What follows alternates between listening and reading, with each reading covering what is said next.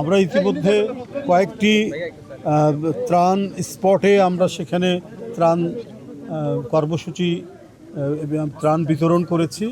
এখন আমরা আরেকটি স্থান চট্টগ্রাম জেলার রাঙ্গুনিয়া না সাতকানিয়া উপজেলার আরেকটি ইউনিয়নে আমরা কেউসিয়া ইউনিয়নে আমরা এখানে এসেছি।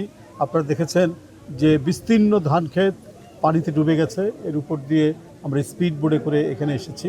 আপনারা জানেন যে টানা কয়েকদিনের প্রবল বর্ষণ, পাহাড়ি ঢল এবং উজান থেকে আসা পানির ঢেউয়ে আমাদের এই এলাকা, বিশেষ করে চট্টগ্রাম সিলেট, বৃহত্তর চট্টগ্রাম সিলেটের প্রত্যন্ত অঞ্চল ভেসে গেছে। বহু মানুষ পানিবন্দী হয়ে পড়ে আছে। অনেক গবাদি পশু, প্রাণী সম্পদ, মানুষ তারা হতাহত হয়েছেন, ক্ষতিগ্রস্ত হয়েছে। আমাদের জানা মতে প্রায় 30 কোটিরও অধিক ক্ষয়ক্ষতি এখানে হয়েছে। প্রায় 50 জনের অধিক মানুষ মৃত্যুবরণ করেছেন। এটি একটি ভয়াবহ প্রাকৃতিক বিপর্যয়ে আজকে এই ক্ষয়ক্ষতিগুলো হয়েছে। তো সুতরাং এই ক্ষয়ক্ষতি আমাদের কাটিয়ে ওঠার জন্য বাংলাদেশ সরকার যথার্থ পদক্ষেপ গ্রহণ করেছেন। তিনি ওই প্রচণ্ড বর্ষণের মধ্যেও সারা বাংলাদেশের স্থানীয় প্রশাসন এবং সিভিল সার্জন সহ সবার সাথে কথা বলেছেন, নির্দেশ দিয়েছেন দ্রুত উপদ্রুত এলাকায় ত্রাণ তৎপরতা চালানোর জন্য, খাদ্যদ্রব্য পাঠানোর জন্য এবং ঔষধ সহ অন্যান্য প্রয়োজনীয় যেটা ত্রাণে কাজে লাগে সেটা পাঠানোর তিনি নির্দেশ দিয়েছেন।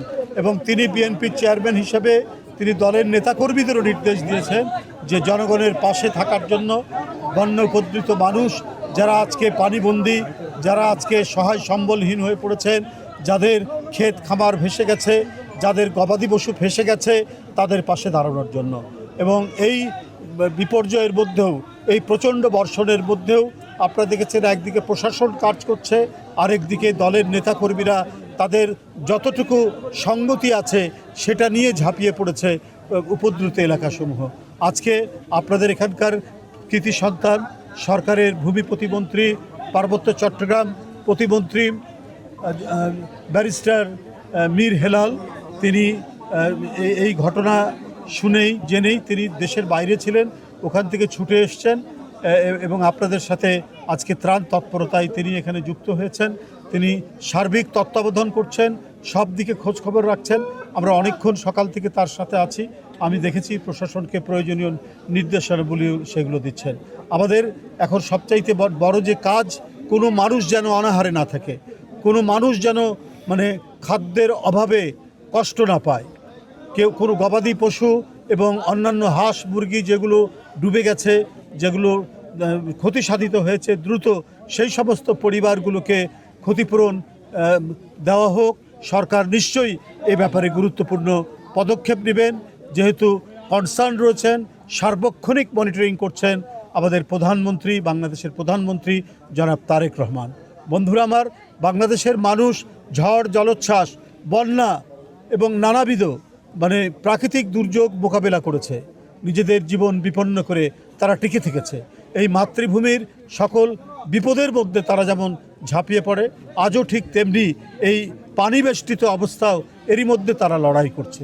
তো এখন যারা সারা দেশের সচ্ছল মানুষ আছেন, সম্পন্ন মানুষ আছেন, ধনী মানুষ আছেন, সারা দেশের মানুষ আজকে ছুটে আসা উচিত সাহায্যের জন্য, সহযোগিতার জন্য, বন্যা উপদ্রুত মানুষের জন্য।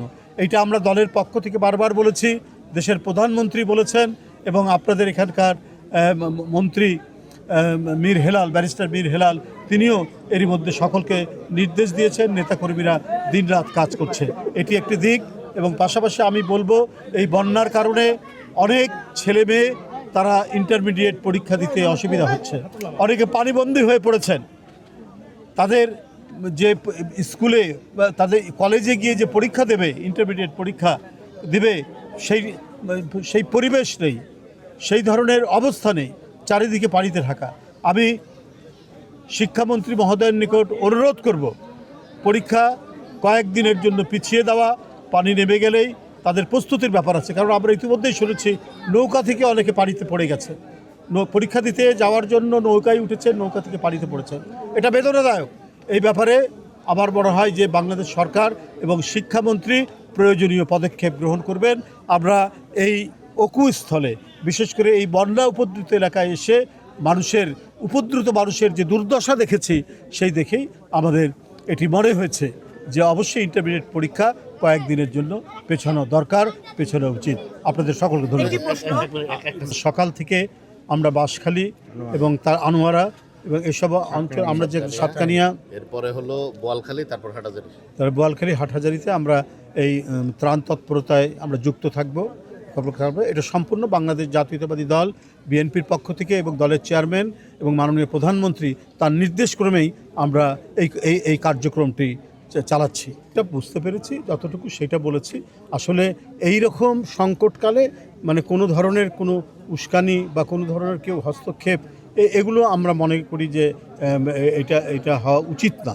যদি কেউ মনে করেন এটা হওয়া উচিত না, ছাত্রদের যেটা ন্যায্য যে তাদের যে এই মুহূর্তে যে কাজটা করণীয় দরকার, যে পরীক্ষাটা কয়েকদিনের জন্য পিছিয়ে দিলে পরে ভালো হয়। কেন বন্যা উপদ্রুত এলাকায় আমি দেখছি গ্রামের পর গ্রাম যেভাবে পানি বেষ্টিত, যেভাবে পানিতে আটকে আছে, সেখানে তো অনেক শিক্ষার্থী আছে, তারা যাবে কি করে, পরীক্ষার প্রস্তুতি নিয়ে পরীক্ষা হলে যাবে কি করে।